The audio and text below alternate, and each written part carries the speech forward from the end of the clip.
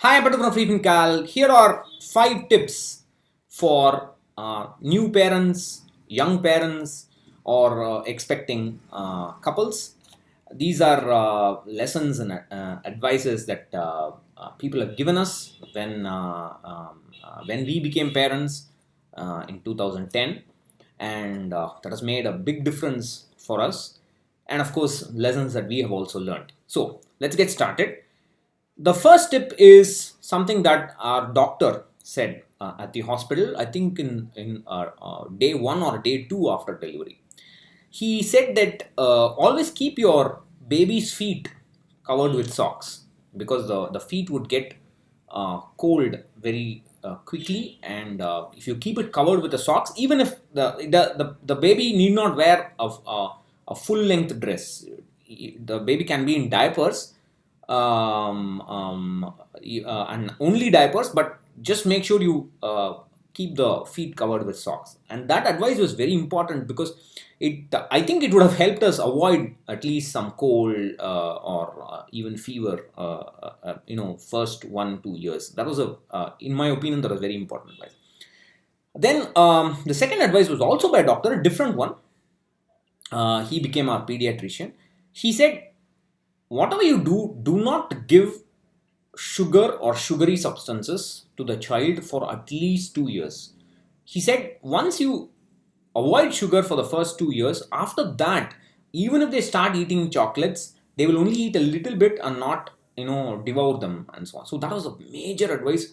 Even today, my son, if you give him sweets and savories, he will not touch the sweets. He will eat. He loves savory, but he may eat a little bit of the sweet. Actually, he doesn't eat chocolates. Also, he doesn't eat. The third one is, this was an advice given by our ENT. She said, if a food, any food, with whether it's chocolate or anything, if a food has got any kind of artificial coloring, avoid it.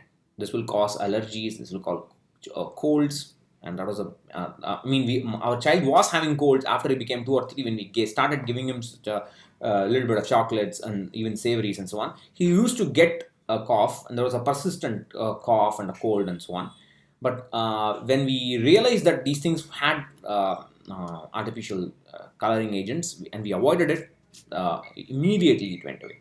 So that was another thing is that this we learned, when the child starts eating solid food, from after the mother's milk, and maybe even the powder milk and whatever, after it graduates to, when it's about to graduate to solid food, introduce as many vegetables and fruits as possible, as quickly as possible, so that before the child develops I like this more, I like that less, you introduced everything in equal proportion. Don't We have a tendency to offer, for example, if you notice that a child likes potato more, we tend to give more potato. We shouldn't do that. We should give equal weights to all fruits and vegetables, so that we oopsie we have a I hope that we have a the child develops a wide range of tastes.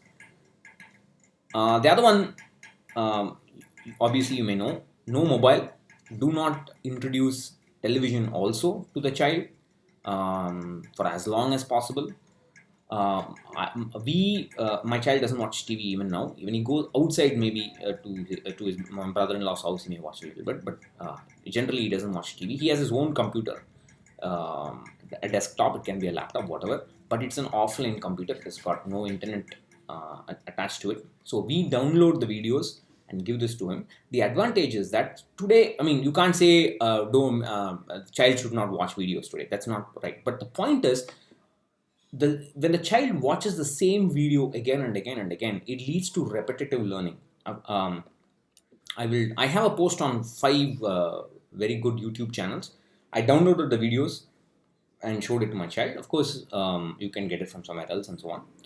Uh, uh, when the child watches the same information again and again, it reiterates the message, and they learn much better. Instead of when you watch it on TV or on mobile, on 3G or 4G, whatever, on with the internet, I mean, it keeps going, and the child may not come back to the same video or the same program again, so it doesn't help much. So reiteration is very important.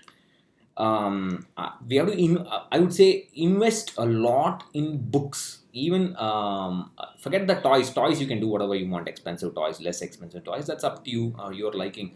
But I would suggest investing in books with a lot of pictures. It may not be too expensive. And also invest in writing material, Laura. Notebooks, sheets of paper, pencils. Invest a lot. Let there be like 100 pencils around. If the child breaks, throw it. If the child loses, forget about it. Get another one. Pages and pages and pages. Let them write. It helps a lot in their creativity. Also, in my son's case, he had a Montessori play school, and that made a big difference in the pace at which he learned and what he learned and what he was introduced to. I'm not saying that's the best, but it certainly made a difference with our child. You could give that an option. So I think I've talked about more than 5 tips, but that's what I wanted to say. If you have your own tips, please add them below. I'll catch you again later. Bye bye.